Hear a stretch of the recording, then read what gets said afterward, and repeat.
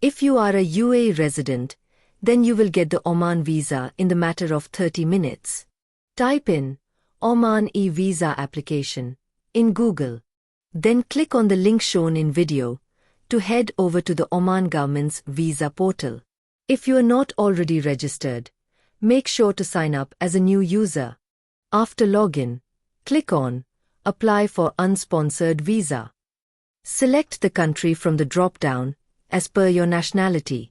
Select Yes, as you are a UAE resident. Select UAE from the list of GCC countries. You can scroll through the list of professions present to find if your profession mentioned on your visa is available or not. On the next page, Apply for 29A GCC Resident Visa option.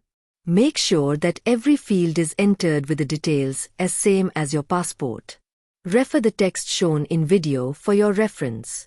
Visa applying country and last destination must be entered as UAE if you are traveling from UAE and will be coming back to UAE. Select No if you don't have earlier Oman visa. On this page, select the GCC occupation name, which is exactly same as the profession mentioned on your visa or the nearest match to it. Enter the other details exactly same as it is present on the passport.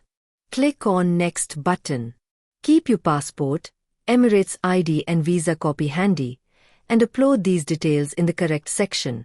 Click Next to review and submit the visa application. Once you've submitted your application, the status will change to Pending. Your visa application is under review. If everything is correct and approved, the status will update to Due for payment. You can then pay the fees of 5 Omani Riyals.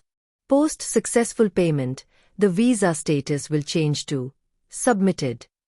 Congratulations! Now you should receive the Oman eVisa in your inbox in few minutes.